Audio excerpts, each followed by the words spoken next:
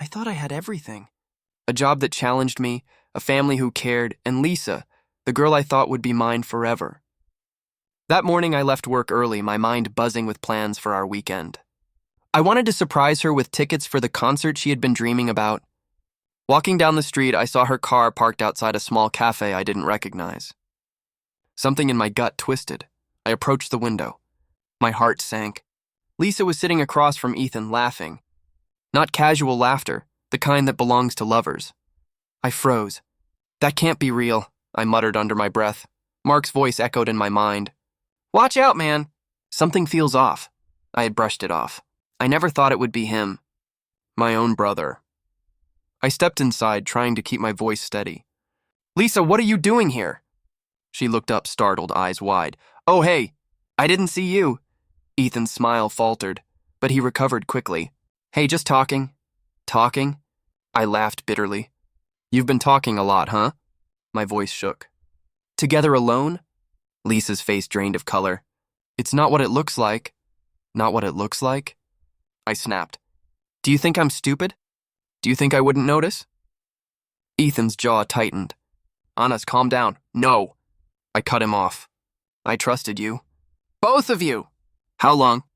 Lisa swallowed, silent. Ethan avoided my eyes. Mark called my phone, and I answered with trembling hands. Hey man, you okay? I don't know, I said, voice breaking. I can't believe this.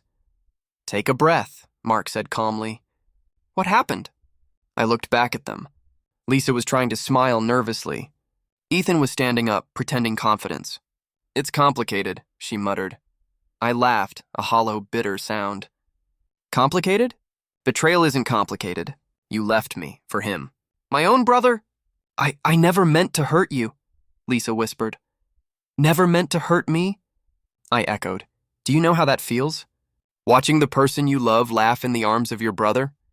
How long has this been going on? Ethan finally spoke. It's not like that, not like that? I shouted. You've been sneaking around lying to me every day. How can you say that? Lisa's eyes filled with tears. Honest, please. I shook my head. Please? There's no please for this. You've destroyed everything. My mother's words came to mind from last week. I feel something's wrong between you two. I had laughed it off, thinking she was overreacting. I was wrong. So wrong. Anis, let's talk. Ethan tried again. Talk? About what? About the life you stole from me? My voice was raw, shaking. I trusted both of you. I loved you. Lisa stood up, trying to approach me. Anas, I still care about you. I stepped back, unable to meet her gaze. Care? Care doesn't lie. Care doesn't smile at someone else when I'm supposed to be the one. Mark's voice in my ear was calm. Anis, maybe step outside. Don't do something you'll regret. I hung up. I needed air. I ran out, heart hammering, chest tight. I could still hear her pleading behind me, but the words didn't matter. She left me for him. My brother. At home, my mother hugged me before I could say anything. Anas, what happened? They betrayed me, I whispered. Tears burned my eyes. Both of them. She held me tighter. I'm so sorry, son. I sank to the couch, feeling hollow. Betrayal wasn't just a word anymore, it was my reality. And the worst part? I had ignored every warning sign, every late text, every strange excuse, every small lie. I had been blind. I wanted to scream. I wanted to fight. I wanted to vanish. But I was left with nothing but a broken heart and the cold realization my perfect life was gone, shattered by the two people I trusted most. I haven't slept properly in days. My alarm went off this morning, but I just lay there staring at the ceiling. I could still see Lisa's smile, hear Ethan's laugh. Every memory stabbed at me like a knife, Mark called again. Honest, you've got to eat something. You sound awful. I'm not hungry, I muttered. You need to get out of the house, or at least answer me. I said, I'm fine, Mark. My voice was flat. You're not fine. I can hear it. Look, just come grab a coffee. You need to breathe, I rubbed my temples. I can't. I can't face anyone right now. Mark sighed. You're isolating yourself. That's not good, I don't care. Let me be. He didn't argue further, but I could hear the worry in his silence. I knew he was right, but admitting it felt impossible. Lisa's betrayal was still raw. Ethan walked past my office today, smirking as if nothing had happened. I clenched my fists so tightly I thought they'd crack. Later, I overheard him on a call. Everything's fine. Anas is overreacting, as usual. Overreacting? My own brother mocking me. I felt bile rise in my throat. At lunch, Mark cornered me. You're pushing everyone away. This isn't healthy. Talk to me. I don't need anyone. I just need to think. Think? You're obsessing on us. Revenge won't fix your pain. Revenge? I laughed bitterly. Maybe it will. Maybe that's the only way to make sense of this. Mark shook his head. Careful. That road leads to more destruction. I wanted to tell him to shut up, to leave me alone, but I didn't. Instead, I muttered, I don't know what to do anymore. At night, I sat in my apartment staring at the wall. Lisa's voice echoed in my mind. I never meant to hurt you. Lies. She meant every word when she smiled at him, laughed at his jokes, ignored me. My phone buzzed. A message from Lisa. Can we talk? I didn't respond. Not yet. Ethan sent me a text too. Hey, let's put this behind us. Family matters. Family matters? Family is exactly what hurt me the most. I flopped onto the couch, heart racing. I tried to sleep, but every sound in the apartment felt like a betrayal echoing back at me. I kept thinking about every missed warning, every late night, every excuse I had believed. Mark called again. Anna, seriously. You need support. Don't disappear into your anger. I'm not disappearing. I'm surviving alone. You can't survive like this. Anger will eat you alive. I'll manage. I have to. I can't let them break me. For the first time that night, I felt a spark of resolve. Maybe Mark was right. Maybe revenge wasn't just a thought, it was a possibility. But I didn't want to act impulsively. I needed a plan, a way to rise without letting my anger control me. Lisa's name haunted me as I drifted into a restless sleep. Betrayal, heartbreak, humiliation, they were all tangled inside me. But one thing was certain. I would never be destroyed by them. Not Ethan, not Lisa, not anyone. 2 weeks passed. Every day felt like a slow bleed, but the moment I saw that photo, something inside me snapped.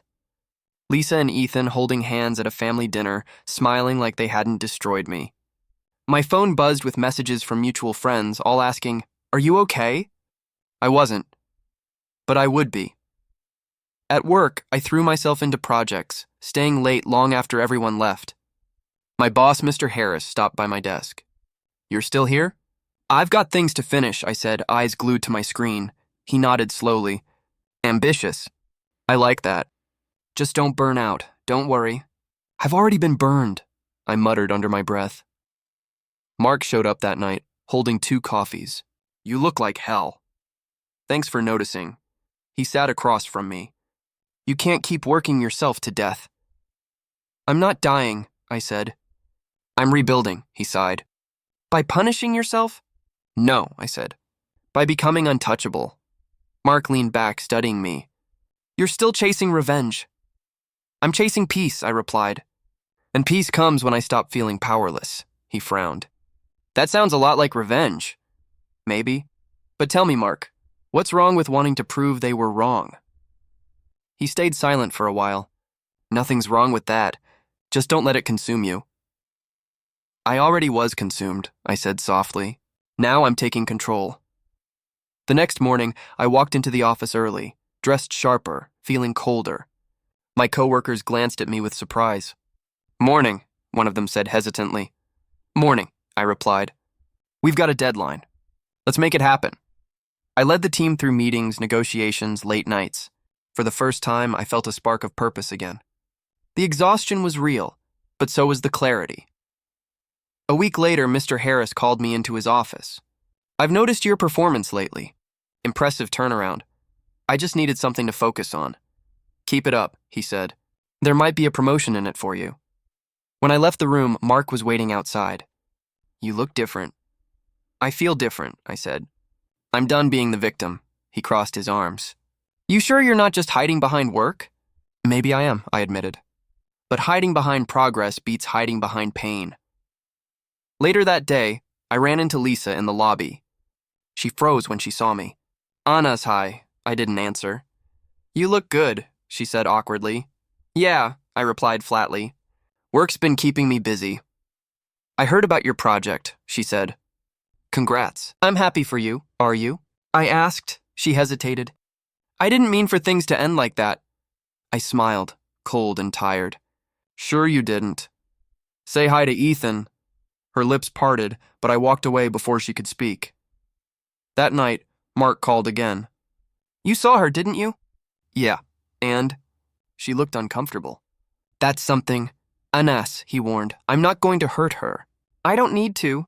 Life will handle that for me. So this is your new philosophy? Karma by productivity? I chuckled.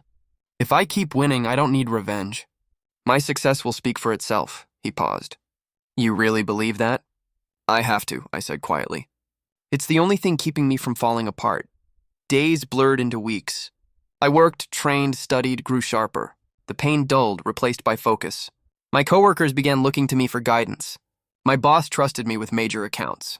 Slowly, my confidence returned. During one late-night project, a coworker named Ryan turned to me. Man, how do you keep this up? I smirked. Anger's a good motivator. He laughed, not realizing how true it was. When I got home, my phone buzzed again. A message from Ethan. We should talk, brother. I deleted it without opening it. Mark called once more. You're smiling more these days. I'm learning something, I said. What's that? That revenge doesn't always mean striking back. Sometimes it's letting them watch you rise. He was quiet for a long moment. You're starting to sound like someone who's winning. Not yet, I said. But I will. And when I do, I won't even need to look back, he exhaled. Just promise me one thing. Don't lose yourself chasing this. I already lost myself once, I said. Now I'm rebuilding him from scratch. I never imagined rebuilding would feel this quiet. No fireworks, no dramatic turning point, just small, steady victories stacking up. Every morning I woke before dawn, worked until my eyes burned, and somehow felt alive doing it. Mark noticed first. You've changed, he said one evening as we walked out of the office. I had to, I replied. The old me wouldn't survive this version of my life. You mean the version where you're addicted to progress? Exactly, I said with a half smile. Better than being addicted to pain, he nudged me. Still sounds like you're running from something. I'm running towards something this time. That week, I was introduced to Sophia. She was everything I wasn't. Calm, methodical, impossible to rattle. Mr. Harris had brought her in as a consultant for our division, but she quickly became more than that. You're talented, she said after sitting through my presentation. But you think too much about proving yourself, I frowned. Isn't that what drives results? Short-term results, yes, she said. Long-term growth comes from vision, not vengeance. Her words hit harder than I expected. You sound like my conscience, she smiled. Good, that means you're listening. Over coffee breaks, she challenged me to think beyond revenge. You're wasting emotional energy keeping score, she said. Maybe, but watching them fail feels like justice. Does it? She asked softly. Or just validation that they hurt you? I hesitated. Both, she leaned back. Then one day you'll realize justice doesn't need witnesses. Weeks turned into months and my work flourished. I landed clients others couldn't, led teams through impossible deadlines, and found myself presenting to executives who once ignored me. For the first time, my name carried weight. Mark came by my desk one night. You've become a machine. Machines don't feel satisfaction, I said. I do. Still think about them? Sometimes, I admitted. Mostly when I hear how badly they're doing. He raised a brow. You've been keeping tabs? I don't have to. People talk, rumors spread fast.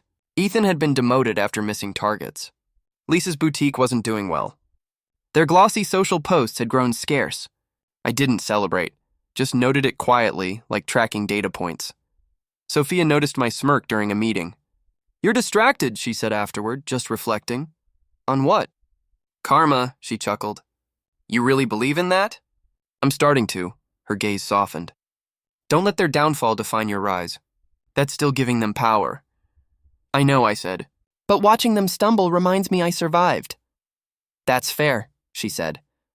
Just don't linger there too long. A month later, I ran into Ethan in a cafe. He looked thinner, anxious. When he saw me, his expression flickered between pride and embarrassment. Hey, he said, forcing a smile. Ethan. I nodded politely. You've been doing well, huh? Trying to, he laughed awkwardly. Guess you always had that drive, I stared at him. Guess you always underestimated it. He blinked, unsure how to respond. Take care of yourself, I said, walking away before he could. That evening, Mark called. He texted me. Said you were cold. I was civil. Cold and civil aren't the same thing. I don't owe him warmth, I said flatly. True, he admitted. Just don't turn into him. Sophia's mentorship deepened over time. She became a mirror I didn't know I needed. You're progressing fast, she said one afternoon. I'm making up for lost time. You're not behind, she replied. You were just rerouted. Rerouted through hell, I said, laughing, and now you're learning how to build something from its ashes. Her words stayed with me. I started teaching others at work, mentoring juniors, sharing insights. The more I gave, the lighter I felt. Success wasn't revenge anymore. It was freedom. Still, curiosity lingered. Late at night, I checked Lisa's social page. A few cryptic posts, a comment about rough months, no Ethan in sight. For the first time, I didn't feel bitterness, just distance. Sophia caught me staring at my phone during lunch. Still haunting old ghosts? Just checking the weather, I said. She smiled knowingly. Storms pass on their own, you know. I like to make sure the thunder's not heading my way. A week later, we closed a massive deal. The company threw a celebration. Mr. Harris raised his glass. To resilience, and to Anna's, whose leadership made this possible. The applause felt different this time. Not validation, not revenge, just earned respect. After the party, Mark pulled me aside. So how does it feel? Like breathing clean air after years underground, I said. He nodded. You're finally back. No, I corrected. I'm better than back. Days later, I received an email from Lisa. The subject line read, Can we talk? I stared at it for minutes before opening it. Annis, I know I don't deserve a response, but I've been thinking a lot about what happened. Things haven't been easy. I made mistakes I can't undo. You didn't deserve any of it. Mark texted just then, Dinner tonight? I typed back, maybe later. Then I reread her email. There was no manipulation, no excuses, just exhaustion between the lines. I didn't reply. Instead, I closed my laptop, leaned back, and let out a breath I hadn't realized I was holding. That night, I met Sophia for coffee. You look unsettled, she said. I heard from someone I thought was gone. Lisa? I nodded, and? I didn't respond.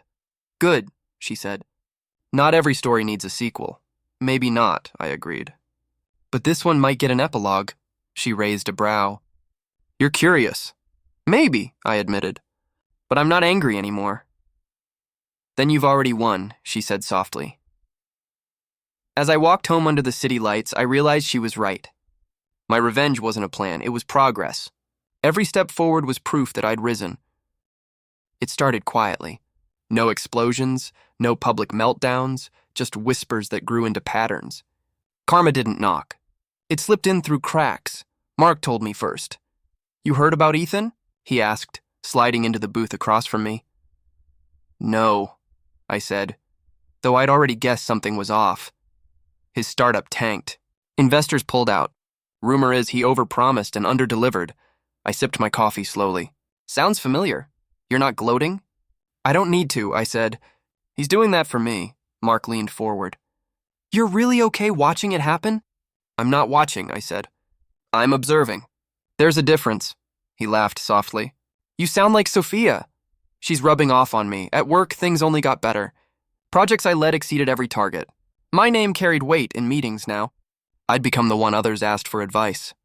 But that peace, the quiet control, I guarded it carefully. Sophia noticed one afternoon as I stared at a report. You're distracted again, she said, just thinking. About her? About them, I corrected. She folded her arms. You keep saying you've moved on. I have. But you still track their downfall. Call it closure in progress. She sighed. Closure doesn't need updates, maybe not. But it feels good knowing I didn't have to destroy them. They did it themselves. Later that week, Lisa called. I stared at the screen until it stopped ringing. Then came a message. Please, just hear me out. I didn't reply. The next morning, I found her waiting by my car. Lisa, I said flatly, adjusting my bag. Please, just 5 minutes, she begged. I wouldn't be here if it wasn't serious. I crossed my arms. You have exactly 5, she took a shaky breath. Ethan and I were not together anymore, I figured. He changed after everything. I barely recognized him. You mean after he lost everything? Her eyes flickered. You sound happy about that. I'm not happy, I said evenly. Just indifferent. She stepped closer. I know you hate me, but I need you to understand. I don't hate you, I interrupted. I just stopped caring, her voice trembled. I was stupid. I thought he loved me. I thought I'd find something better. Did you? She swallowed hard. No. Silence stretched between us, heavy but familiar. You've changed, she whispered. That's what pain does. I miss the old you. I shook my head. The old me wouldn't survive standing here, she tried again. Can we start over? Maybe not as lovers, but as friends? I laughed quietly. Lisa, you buried that possibility the day you chose him. Tears welled up in her eyes. I was scared. You were always chasing something bigger and I felt left behind. That's not an excuse. That's a confession, she looked away. I just wanted to be seen. You were, I said. You just didn't like who was looking. Mark called me later. You saw her, didn't you? She found me, and she tried to rewrite history, he sighed. You okay? I'm not angry anymore, I said. That's the strange part. Good, because anger's heavy. Yeah, I'm finally learning to set it down. A week later, I ran into Ethan at a networking event. He looked rough, suit wrinkled, eyes sunken. When he spotted me, he forced a grin.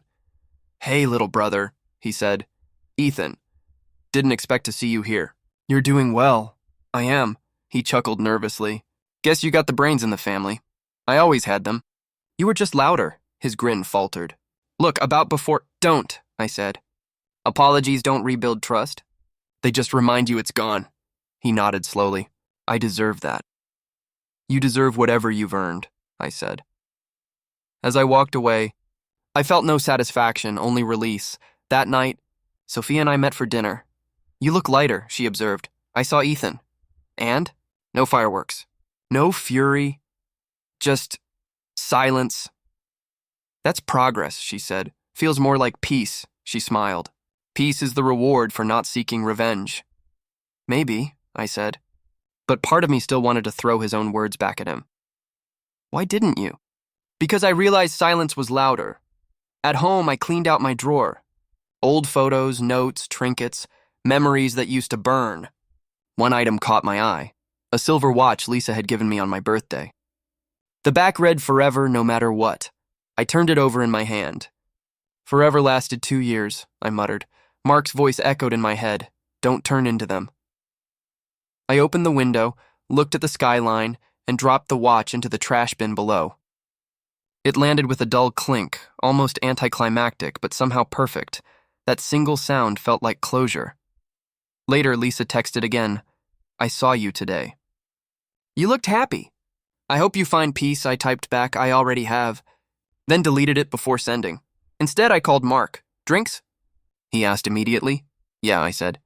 Celebrating something small. What's that? Finally feeling nothing. At the bar, he raised a glass. To karma? To moving on, I said. As we laughed, I realized how far I'd come. There was no need for revenge anymore. Karma had done its quiet work, and all I had to do was stay standing. When I walked home that night, the air felt different, cleaner, lighter. I didn't think of Lisa or Ethan, not with bitterness or longing, just acknowledgement. They had written their own endings. I had rewritten mine. Sophia's words echoed in my mind. Justice doesn't need witnesses.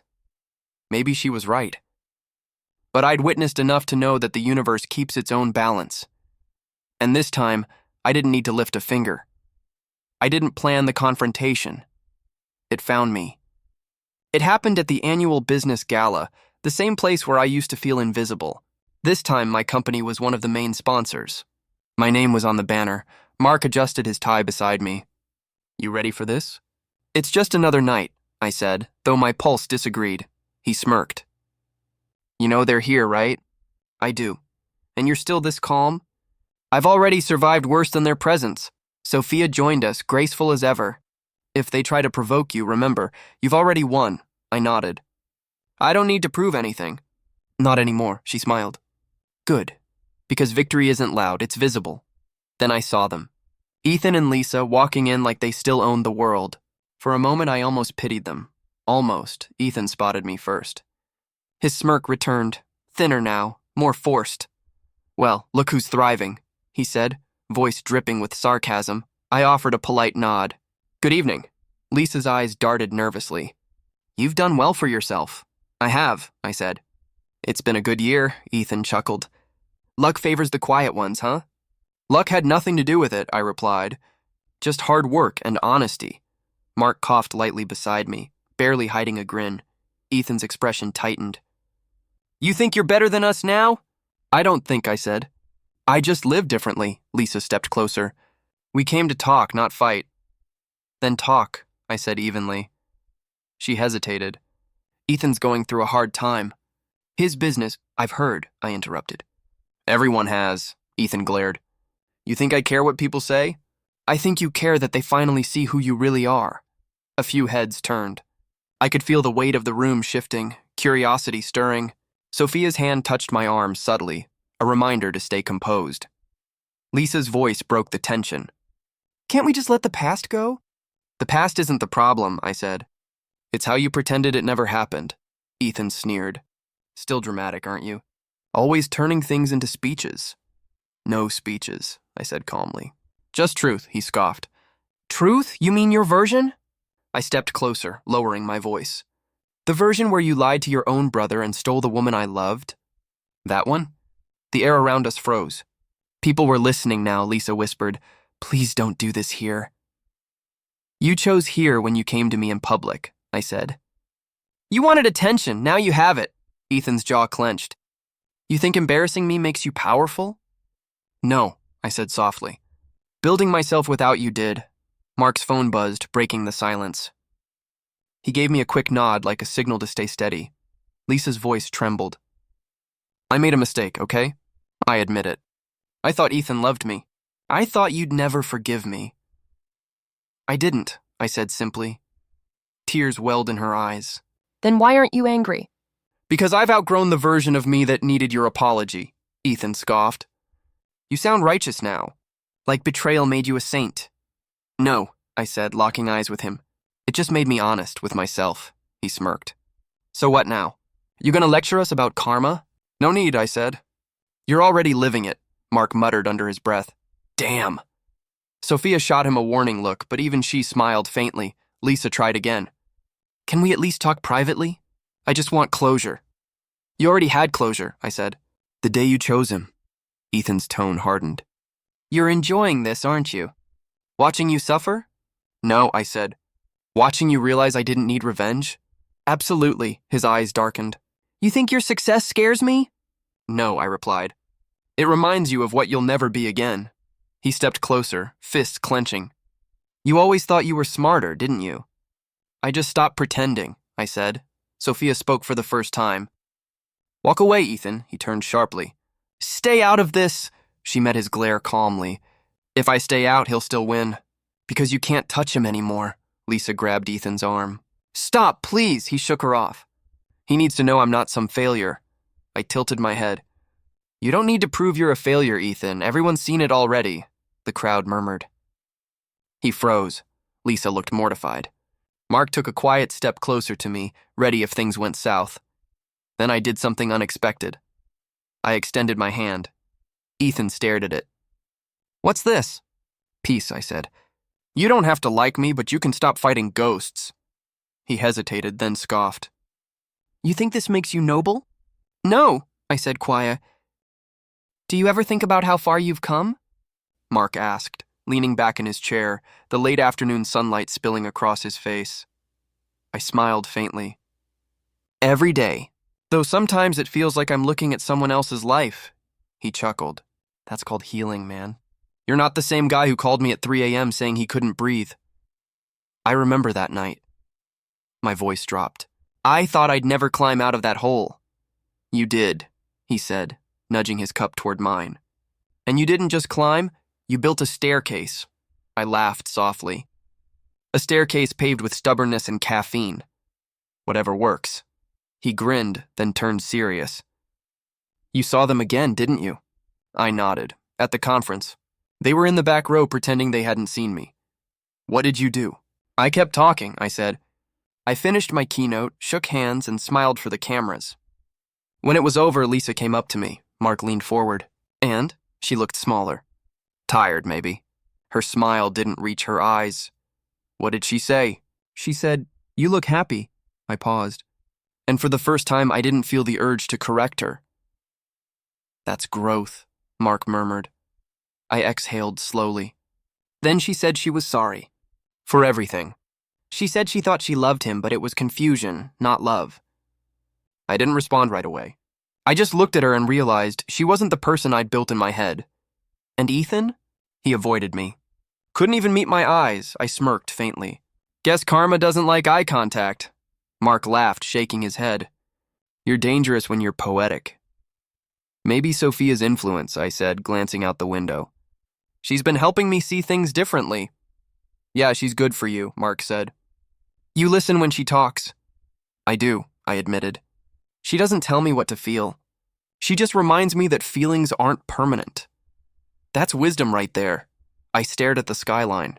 You know, for months I thought revenge would fix me. I thought if they lost everything, I'd finally breathe. But when they did start losing things, money, reputation, I didn't feel lighter. I felt empty. That's the trap, Mark said softly. Revenge feeds the pain it's supposed to kill. Yeah, I whispered. But it also led me here, to a place where I had to face myself, Mark nodded. So what now? I'm focusing on what's next, I said. The business is growing faster than I imagined. Sophia's helping me set up the international branch. I'm mentoring new people now, helping them navigate what I once struggled through. That's poetic justice, he said. Turning your scars into maps for others, I smiled. I like that. He leaned back again. You gonna forgive them? I hesitated. I think I already have. Not because they deserve it, but because I do. Powerful, he said quietly. You've changed, man. I had to, I said. If I didn't, I'd still be trapped in that old story. Mark's eyes softened. You ever think about what you'd say to your old self? All the time, I replied. I'd tell him, you're going to lose people you thought were permanent. But you'll find yourself in the ruins, he smiled. That's beautiful, I shrugged. Pain teaches poetry. Or survival. Both. We sat in silence for a moment, watching the city glow under the setting sun. I felt the weight in my chest loosen, not disappear, but shift, like something finally settled. Later that evening, I met Sophia at the rooftop cafe. She was reading a book, her hair catching the breeze. You're late, she teased. I was philosophizing with Mark, I said. He thinks I've become wise. Maybe you have, she said, closing her book. How do you feel? Strangely calm, I said. Lisa apologized, her eyebrows lifted. And? I listened. Didn't argue, didn't accuse, just listened. That's rare, she said. How did it feel? Like walking through smoke and realizing the fire's out, she smiled. You've grown. I think I finally understand what you meant about anger being energy, I said. It can destroy or create depending on how you use it. And you chose to create, she said. Eventually, I admitted, after burning through the worst parts of myself. She reached across the table. That's how transformation works. You don't come out spotless, you come out aware. Do you ever regret anything? I asked. Only when I forget why it happened, she said. Regret fades when you see the purpose. I thought about that for a long time. Maybe that's what this was all about, purpose. Sophia nodded. Sometimes life breaks us to rebuild us differently. I looked at her, then at the city below. You know, I kept a letter for months. One I wrote to Lisa after everything fell apart. I never sent it. What did it say? Everything, I said quietly. Anger, hurt, longing, everything I was too proud to say aloud. I read it again this morning. And then, you burned it? I smiled. I shredded it. Fire felt too dramatic, she laughed. Symbolic enough. It felt right, I said. Like closing a door that's been creaking for too long. That's closure, she said softly. Not the absence of pain, but the peace of understanding. Yeah, I whispered, and for the first time I didn't feel the need to look back. We talked until the city lights blurred into constellations. Every word felt like another piece of myself returning home. When Sophia stood to leave, she said, "You're free now, you know? Not because they lost, but because you stopped fighting ghosts." "I think you're right," I said. "Freedom isn't revenge. It's release," she smiled, touching my arm. "Keep moving forward. The past will follow if you invite it." After she left, I stayed, watching the night settle around me. My phone buzzed, another message from Lisa. "I hope someday you can forgive me." I typed a simple reply. "I already did. Take care." Then I deleted the thread. The silence afterward felt cleaner somehow. As I walked home, I passed the park where I used to sit during my darkest days. I paused by the bench, the same one where I once whispered to myself, "You'll never get through this." Now I smiled and said softly, "But I did." The stars above seemed to shimmer in agreement. When I reached home, I placed the last piece of the past, a framed photo of us, into a box. I sealed it, labeled it yesterday, and set it in the attic. Then I poured a drink, raised it toward the window, and whispered, "To peace earned, not given." In the reflection of the glass, I didn't see the man who was broken by betrayal. I saw someone rebuilt, steady, calm, and finally whole. "Congratulations," Mark said, grinning as he handed me a glass of champagne. "CEO, has a nice ring to it, doesn't it?" I laughed, clinking my glass against his. "It still feels unreal. 2 years ago, I was just trying to keep my head above water. And now you're giving talks at international summits," he said. "You earned this." I smiled, glancing around the room. The celebration buzzed with laughter, handshakes, and cameras flashing. My company's logo gleamed across the big screen. "It's strange," I said. "The higher I climb, the quieter it gets inside me." "That's peace, my friend," Mark said. "You used to chase noise," I nodded. "Yeah, chaos was my comfort zone for too long." He sipped his drink. "Do you ever think about them?" "Sometimes," I admitted, "but not with hate anymore." "Just distance," Mark studied me. "That's new. Growth," I said simply. "They're living their consequences." "I'm living my redemption," he smiled. "You sound like a philosopher again." "Occupational hazard," I said, chuckling. Sophia walked up, elegant as always, holding her notebook like it was part of her. "They're waiting for you to make a speech," she said. Mark winked. "Say something wise." "You always do." I took a breath, stepped onto the stage, and faced the crowd. "A few years ago," I began, "I thought my story ended in betrayal. But pain, I learned, is a teacher disguised as loss. Every setback was preparing me for this moment. To anyone here fighting their own battles, remember, you're not broken. You're being rebuilt." The applause hit like a wave, but I didn't bask in it. I felt gratitude, not ego. Afterward, as people mingled, Sophia joined me by the window. "That was beautiful," she said. "You spoke from truth, not pride." "Thanks," I said. "You taught me half those lessons," she smiled. "I just handed you the tools." "You built the house." I looked out at the skyline. "I used to think success would feel like revenge. Now it just feels peaceful." "That's because you stopped defining victory by someone else's downfall," she said. I nodded. "Yeah, that chapter's closed." As we talked, someone new approached, a woman with kind eyes and an easy smile. "Hi," she said. "I'm Maya. I loved your speech." "Thank you," I said, shaking her hand. "I'm glad it resonated." "It did," she said. "I've been through something similar. Different details, same scars." "Then you understand," I said softly. She smiled. "More than you know." Sophia excused herself with a knowing glance. Mark watched from across the room, grinning like an idiot. Maya tilted her head. "Are they always this obvious?" "Unfortunately, yes," I said, laughing. "We found a quieter corner." "So," she asked, "what kept you going through it all?" "Anger at first," I admitted. "Then purpose. Eventually peace." She nodded thoughtfully. "That's the cycle. I'm still somewhere between the first two." "You'll get there," I said. "It just takes time, and people who remind you you're more than your pain." Her eyes softened. "Like Sophia?" "Exactly," I said. "She showed me that closure isn't forgetting, it's forgiving yourself for holding on too long." "That's powerful," Maya said quietly. "I've been trying to learn that," I smiled. "Then you're already halfway there." For a moment, we stood in silence, watching the city lights reflect off the glass. I realized I wasn't nervous or guarded. I was just present. Later that night, as the crowd thinned, Mark joined us again. So, he said, glancing between us, new beginnings.